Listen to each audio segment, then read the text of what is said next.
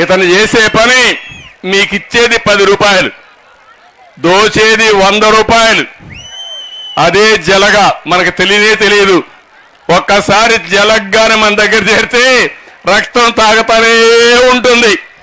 అవునా కాదా? మన కుప్పంలో ఎన్ని దౌర్జన్యాలు జరిగాయో చూస్తున్నారా మీరు?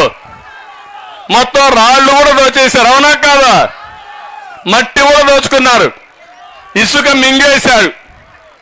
ఏం చెప్పాలి? నాకైతే అనిపిస్తుంది, ఇలాంటి రౌడీలు చూస్తే నాకు అనిపిస్తుంది, కబద్దార్ జాగ్రత్తగా ఉండండి.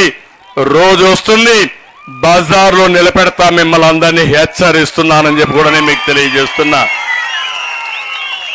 నేను అందుకే ఈరోజు మా ఆడబిడ్డలు కోరుతున్నాను, ఇక్కడికి వచ్చినప్పుడు ప్రతి ఒక్క బూత్కి 1+5 మెంబర్స్ వచ్చారు. 5 మంది, 4, 5 మంది ఇక్కడికి వచ్చారు. అట్లా లెక్కేసుకుంటే 1000 మంది రావాలి. ఈరోజు 4000 మంది వచ్చారు ఈ మీటింగ్కి. పిలిచిన దానికంటే 4 ఇంతలు ఎక్కువ వచ్చారు.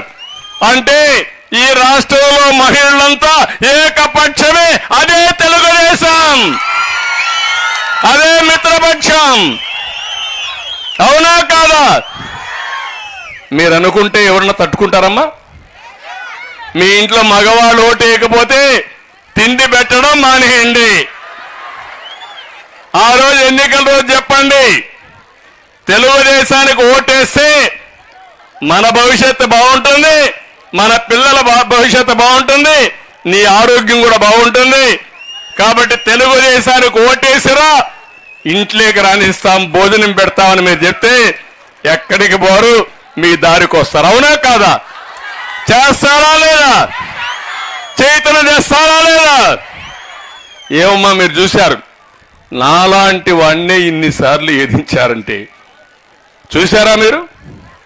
అసెంబ్లీలో నన్ను తిడతారు. ఎప్పుడూ రాజకీయాల్లోకి రానటువంటి మా మిస్సెస్ని అవమానిస్తారు. ఏ ఆడబిడ్డ అయినా ఆలోచించేది